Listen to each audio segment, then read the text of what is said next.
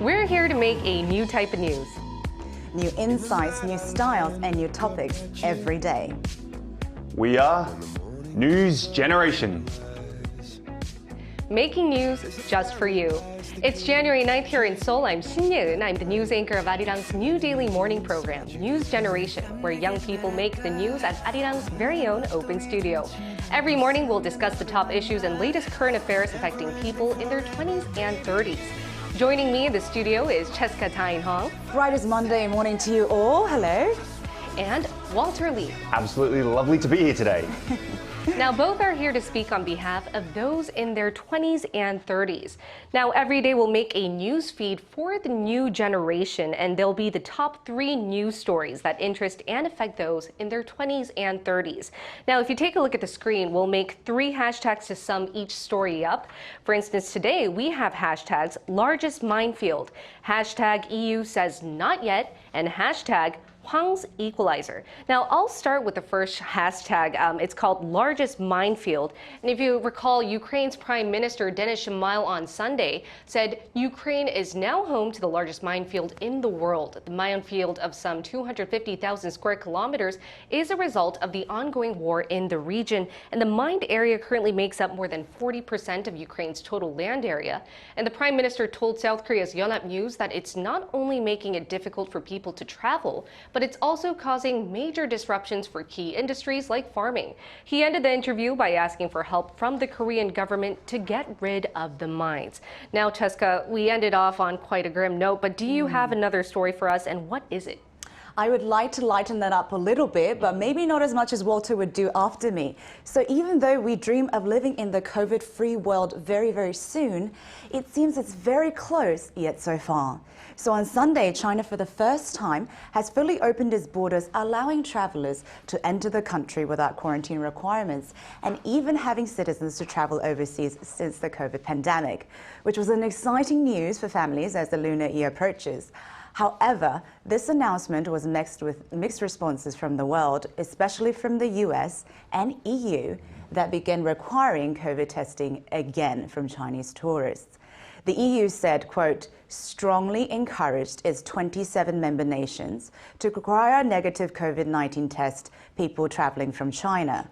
Spain now requires a negative test for COVID-19, and Italy brought back mandatory testing upon arrival for Chinese tourists. So it seems that we still have some time to go before everybody can say yes. Both of those stories are a little bit of a downer. I mean, obviously the situation in Ukraine and with COVID, I just want everything to finish very quickly. But I'm going to lighten up the mood a little bit here with some sports news, especially revolving around Hwang Hee-chan, as the South Korean forward came off the bench to score a crucial equalizer against Liverpool for his team, the Wolverhampton Wolves, in the English FA Cup. Now, the final score was 2-2. However, due to that draw, it means the two teams have to face off again in the third round replay, which might be a little bit tiring because there are already a lot of fixtures to play and it's all been put together due to the recent World Cup. Now, Hwang came off the bench in the 63rd minute of the game, almost immediately made an impact with his goal coming 3 minutes later. So it's a great come on for him. And sadly, but sadly, Hwang has made a pretty slow start, which is bad for me to say as a person who loves our South Korean footballers. His 2022-2023 season, he's played about 18 games but only scored 1 goal in the competition I just mentioned and 3 assists. Hopefully this goal, though, will start some more as the season progresses. Now, we're talking about the younger generation right here, and as Hwang Hee-chan, Song Eun-min, they're huge stars now in South Korea. Can you remember maybe, Cheska, when you were younger, who did you look up to when you were like, maybe if you weren't into sport, but you know, who were you looking up to? Well, I mean, coming from an American college, I do have some stars that I definitely do look up to, and mine is Kobe Bryant. May he rest in peace. Yeah. May he rest in peace. I come from a very strong basketball collegiate spirit, so go Blue Devils.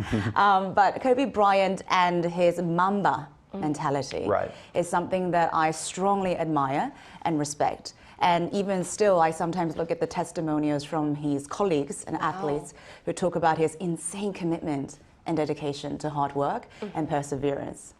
Go Right. Mamba. Go Mamba. And if you may ask me that question too, I would say Park Ji-sung as a fan of the World Cup since 2002. I personally really love Park Ji-sung. Me too, me too. But we have much more prepared in our later cast, so thank you so much for both making our news feed today. And we'll be coming back with more shortly after this.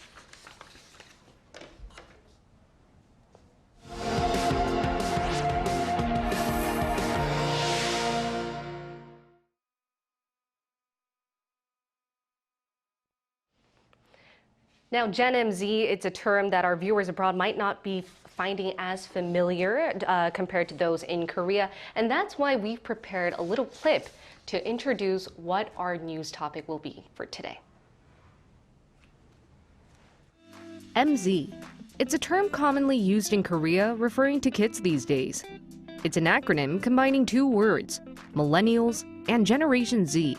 It refers to anyone born from the years 1981 to 2004. Gen MZ has become the next big thing in our society.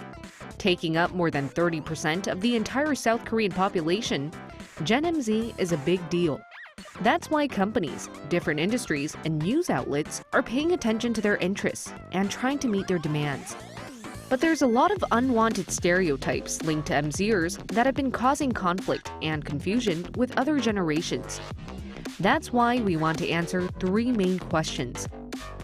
1. Who are MZers? 2. Why and how should we understand them? 3. Why is it important to understand these so-called MZers? As the first topic of News Gen, we want to find out more about this new generation, MZ. Gen MZ. Now, our viewers abroad might not be as familiar with this term as those in Korea, and it might be easier if we separate the term to talk about the two generations it refers to, millennials and Gen Z. Now, though this Korean term refers to people as young as 18 years old and as old as those in their 40s, colloquially, it's more representative of those in their 20s and 30s or kids these days. So I would like to bring our discussion topic with the first question. Are you guys MZ? Well, yeah, and it's very interesting that you asked that. So I do fall under the nominal age group for being called MZ. However, I think some of our viewers can relate to this sentiment, but I have been very cautious to identify myself as such. And I think it has to do with a lot of the floating stereotypes that sometimes do become associated with being called MZ or Generation Z, for instance. We have terms like being too flaky or maybe too preoccupied with the representation of social media. But to be honest, we are so much more than just stereotypes. We are, absolutely. It's very difficult to just combine us into those little words, right? Yes, yes. What about you, Walter? Do you consider yourself to be an MZer? Okay, so I was born in 1988, so I fall under the millennial generation. Now, for me personally, I didn't really have that much of attachment to it. I didn't hang around that group who was like, oh wait, you're a millennial? or you're too old, or you're too young. Like, I never had that situation. But I know what you're talking about with those stereotypes. I know that we're classified as the me gen, you know, the self-obsessed gen, the lazy, entitled gen. But, you know, I'm pretty lucky that I haven't been locked into those stereotypes. Right, and while you were mentioning those stereotypes, I couldn't help but feel a little offended. Right? Yes. As an MZer myself. Absolutely, it hurts and it stings, right? And nobody wants to be just, be put on the spot for the negatives. Exactly, and that's why it leads me to my next question of how you feel when somebody else calls you an MZer. I think the term is very appropriate given, the nominal age group that we fall into. However, the negative association that comes with it have been sort of the underlying sentiment that I felt. And I did feel this way until I came across a Stanford News University research done by Roberta Katz. In the research, she mentions that a lot of the negative associations that come with being called MZ is actually from the previous generations. So for instance, we typically don't hold the summer jobs that, the old generation used to. However, because we're very tech savvy, we do and have a lot of online commerce where we get our financial resources. Or for instance, driver license, because we have Uber and Lyft, we don't need to show our financial status through cars or own a driver's license. So I think it's more a matter of perspective Right. rather than being an actual being lazy or the kind of attitude that we have towards changing social and economic environment. Right, it's all based on perspective, but despite that, I do feel that there are some undeserved traits that we MZers hold, and that's why I'd like to play an ONX game amongst ourselves to see how many of these so-called Gen MZ traits we actually relate to. So if you guys see right next to you, you have an ONX panel right there, and please hold up O if you agree to the question, and X if you don't. It's quite simple, right? Yes. Right. All right, so the first question is, as a Gen MZer, do you consider yourself to be individualistic? Oh, individualistic. Well, Walter said yes. I'll say yes. That was very quick. Yes. Wait, so, okay. This is a very creative idea, and if I may add, that's another MZ. trait of MZ, yes. Thank you. Millennial versus MZ. Exactly, we see that differentiation right there. So, Walter, why would you consider yourself to be individualistic? Well, for me, I don't usually follow the trends of today, the hype train. I'm never on a hype train. I don't jump on the bandwagon, so to speak, like Harry Potter. Never really saw any of the series in full. Game of Thrones. Walter, we cannot have this discussion. Yeah, I apologize for anyone out there who it feels like I'm representing millennials, as I know there are tons of Harry Potter and Game of Thrones fans, but me, I don't jump on that train. I like to have my own individualistic style, music as well, fashion. It can be a question as well. I would say I would have somewhat boring fashion. I don't really like to follow the trends. That's just my point of view anyway.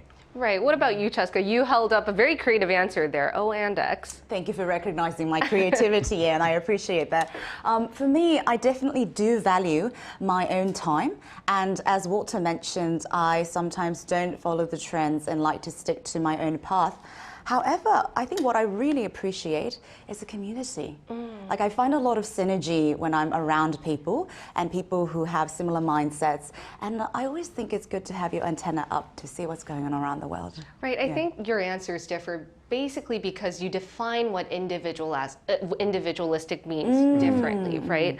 Now, if we move on to the second question, and I think it'd be great if our viewers out there also have a little OX quiz amongst themselves as well. Do you prefer texting rather than calling? Okay, wait, Walter's really quick with the answers. You were taking mine, you were cheating. I'm not cheating. I strongly agree that I prefer texting over calling. Yes. Okay. Okay, what about you, Cheska? Actually, yes. Yes? Ooh, yes. Okay. Wait. So you're giving us the same answer. You're in the middle. I am in the Okay, middle. from this time, why don't we listen to Cheska first on why Yes. you're on the middle between texting and calling? Absolutely. So I was going to say, if there was an option to meet someone in person rather than texting or calling, I would have definitely chosen in-person meetings. However, between, I think, texting and calling, what I value is my own time. Right. So when I'm on call with someone, I have to be completely focused and dedicated to the call at the time. Whereas texting, I can do multiple jobs and then answer the text. So I think it's more of efficiency and value of my own time. I see. What about you, Walter? I would have to agree with Cheska in valuing my own time as well, but I also value the time of the people who I'm talking to as well. So I prefer texting because once I send that message, usually the person who's receiving it then has the option to, oh, I can answer this text a little bit later, or I can do it straight away. If it's an emergency, then obviously I need to call. But if it's usually something that can wait a few minutes or wait an hour or so, a message is just fine. And I'm more thinking about the other person rather than myself. So Right. clearly, Walter is saying that I'm a self-absorbed MZ who only thinks about my own time, and he's a millennial who is willing to... I wouldn't Considering say that. You're Let's saying move to the next question. All right, if we swiftly move on to the next question. The third one is about investment. Do you both invest? Okay, No, Walter is quick with his answers. He's saying no and yes. I have one O, only one. All right, only one no. Why don't we start with Walter then? For me, I feel like investing these days takes a lot of study. Now, for me personally, I don't give myself that amount of time to look at the stocks, look at what is trending at the moment. So I'm not willing to, some people say the wrong idea is not to invest, right? However, I'm not giving myself that amount of time to invest properly and smartly. Right. What about you, Cheska? I actually agree with Walter. That's why I only held up one, because I don't diversify my portfolio. But I am very interested in real estate.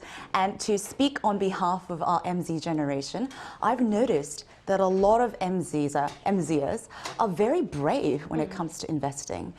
Even though they have trials and errors, they would diversify their portfolios into stock options, real estate, and really think about other sources of income other than just their salary. Right. So basically, you will be our investment teacher for the next coming weeks, because I would love to learn a few We'll more. have a little group chat. I'll share some information. Please do. Now, even with us, I see that we had very vast amount of answers, different perspectives on all these OX questions. So this leads me to the next question, actually. Whether the term MZ can group people who are unique and as diverse as us. But why are these terms so frequently used when they don't seem to be that appropriate? Actually, that's such a great point. And as you said, I think MZ is too broad of a term to group such unique and diverse population as ours. I mean, even just answering these few OX questions, we have such vastly diverse responses. But I think there are some benefits to having this generalized term. And one of them is because we're such unprecedented generation, I think it helps other people to understand us, and also for business reasons as well. So according to Forbes, the young professionals and MZ generation have about $360 billion of consumption power, and it is only growing. And the MZ have a very particular spending habits that a lot of marketing companies and businesses are especially keen on. So if we take a look at the screen, there's a very interesting graph and data that shows us this trend. So this is a graph and a research done by Pew Research Center that shows that Gen Z is the most searched on Google Trends, by far outweighs any other post-millennial generation. Wow. So it shows that the world is very, very keen on trying to understand and figure out how Gen Z think and really what they are. Right, definitely. It's really important that we do understand the next generation, or as we'd like to say, the new generation. But my question to Walter is this actually the most appropriate way to be grouping millennials and Gen Zs together? Well, I have to agree with Cheska there. It's just far too broad in some cases, but I do think you need to have some sort of term in place anyway. I mean, MZ does refer to people between 18 to 40. I mean, that's a huge gap, right? That's possibly like, almost 22 years, right? So in South Korea, though, we sort of see it as 20s to 30s and possibly younger as well as the years go by. And as I said, I do agree that it's far too broad, but there might be some situations where it might be necessary to. However, let me just show you something here. I'm going to show you the screen here and what other generations think. Now, this graph shows us whether other generations think it's appropriate to group millennials and Gen Z together. Now, 67% of baby boomers think that it's appropriate to group millennials and Gen Z. 69% of Gen X group, they agree. They think, yeah, no problem at all. But now when we get down to the two important groups here, 53% of millennials think it's okay to group us with Gen Z. So that's not bad. But 61% of Gen Z don't want to be grouped with people like me. Yes, Walter, we do not want to be grouped with people like I love you. All right, then. But for us to understand these so-called MZers better, would it be best for us to not call them by this term, or should we refer to them using like a totally different term? What are your thoughts on that? Oh, that's such a difficult question. I mean, for me personally, again, I think there's a very clear benefit and disadvantage associated with both. So again, when we label someone and give a tagline, there's always some kind of prejudice or stereotype that comes with it. Right. However, having a generalized term, again, as we saw from the research, really helps us to understand this very unprecedented and unique generation of people who might not have lived through it or who may not understand it as much as we do. What about you, Walter? For me, I actually, like I mentioned before, never really use those terms very much in my daily life. I have friends who are, over the age of 60, over the age of 50, younger than 20, and to me, they're just my friends, and I don't see them as different people. It's just who I connect with. Yes. Okay, well, because MZ is such a strictly Korean term, we've actually have connected via Skype a global millennial, and we're going to be taking a listen to what she has to say on this topic. It's actually Melanie Han from the UK. Welcome, Melanie. Please introduce yourself. Nice to meet you all. So my name is Mel, and I'm technically Korean, but I grew up in East Africa, and I spent the past 10 years in Boston as a teacher. I am a millennial, but I was teaching the Gen Z population at both the high school and the university level, and I actually very recently moved to the UK to do my PhD. I see. And based on our discussion today, do you consider yourself to be an MZer yourself? I do. As Cheska said, because I kind of fall in that age category, I guess I am an MZer. Now, could you relate to any of the MZers traits we talked about? Like, which one of them shocked you or fascinated you the most? Well, in terms of traits, I don't think any of them necessarily shocked me per se. I think the most surprising thing actually is the fact that Korea lumps millennials and Gen Z together, because to me, I feel like they are two very, very distinct groups of people. And so in terms of traits, I feel like I relate to a lot of, I guess, the whole broader MZ population, in that, maybe I tend to be more focused on social justice or mental health and things like that, create clearer boundaries between work and life. But yeah, the most shocking thing was Korea just lumping MZ together. That's such a great comment. So Melanie, I hear that you've traveled abroad and lived in many, many different countries. And the fact that you're also a linguistic major, is there a term like MZers abroad as well? I haven't actually come across the term MZer before up until this point. I think both in the US, the UK, other places I've lived, millennials and Gen Z are very separate. And based on your experience living abroad, have you seen or even experienced wide generation gaps before? Yeah, I feel like especially in the workplace, when it comes to things like boundaries or priorities in terms of financial decisions, things regarding mental health, social justice, being politically correct, there's a huge gap between, I guess, the MZers and especially Gen X and baby boomers. So I think that's the majority of what I've been seeing. All right, thank you so much, Melanie. It was really nice hearing from you and expanding our perspectives on what a global millennial has to say on this topic. Yeah, of course, lovely meeting you all. All right, now if we change gears, we actually asked other viewers that are watching Arirang News whether or not they felt the age gap between generations is too wide and whether they struggled with any stereotypes themselves. And here's what they had to say. If you take a look at the screen, you can say millennials are seen as economically clueless people who waste money on smashed avocados or expensive coffee. But that's not true, because the older generation had it easier with greater purchasing power, lower inflation, and easier opportunities. That was Dyson Fanboy from Australia. Our next comment is from Benny D97 from the Philippines. He says, I fall under Gen Z because I was born in 1997. Stereotypical traits of our generation would be trying new products out and building brand loyalty. If we love the brand, we would absolutely buy their products. And last but not least, Gwen McKellen 9906 from the United States says, we're experiencing similar problems with an aging population. So he asked that we please explain the term MZ. Now, here's what our viewers had to say.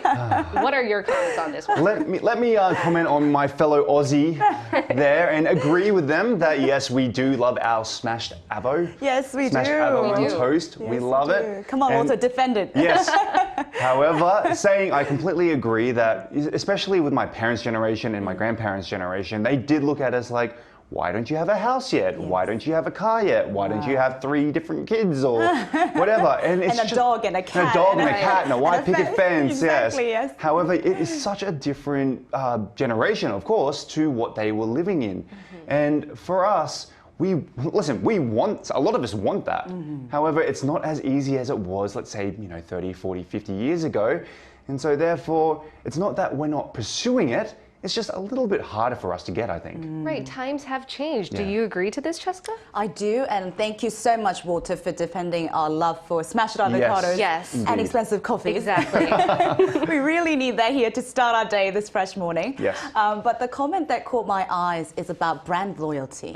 So one of the things that I've noticed about our generation is that we're a very particular consumer. By that, I mean we don't follow the brand quality or the loyalty that has been dictated by other companies. We like to find values in the brand ourselves. So if we like, for instance, if we like the morale of the company, or if there's a certain environmental value or health value that the company preaches, I think that's where the brand loyalty kind of comes from, instead of how luxury the product is, or maybe Right. how famous the product is.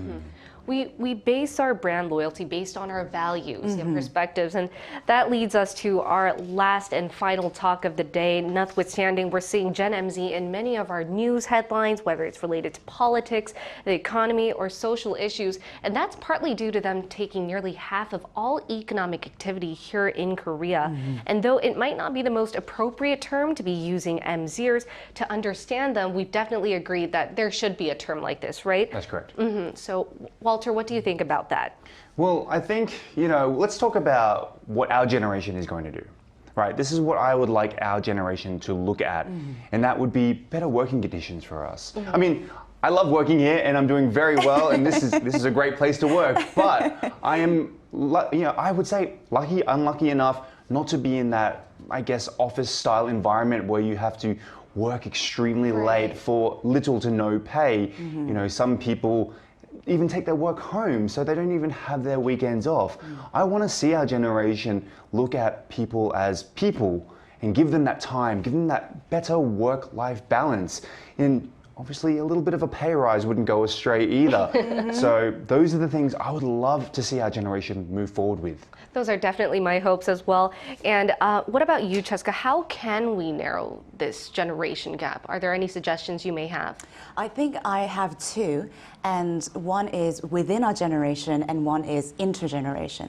So speaking from our generation, I think what we can use more of is definitely compassion and understanding. I think we live in a world where it's hyper-connected, but we are contactless. So even though we are going through a lot of the things in our generation, sometimes we're called the loneliest generation. So definitely more understanding of the things that we're going through would definitely be the power source to drive us forward. Now, between the generations, I do believe in intergenerational dialogue and mutual respect. I think there's always something to learn from each other, whether it's through success or failure. So I think if we have more compassion in understanding and bridging this generational gap, I think we can build a very formidable new generation. New generation, I love that. And I wanted that's to what say we're that. aiming to do. We're trying to make a formidable new generation. Yes. All right, today we talked about Gen MZ and some stereotypes linked to this Korean term. We also found out that though this may be a term that's just used here, there are similar concepts like this around the world. Now, we'll be here every day from 9:30 a.m. to 10 a.m. Korea time, bringing you the topics that young people are talking about. Special thanks to Walter Lee Lovely to be here today. and Cheska Dain-ho. The pleasure was all mine. Thank you so much. Thank you. Thank you, both here joining me in our open studio. Thank you for all our viewers watching, and we'll see you tomorrow morning. Because we are News Generation.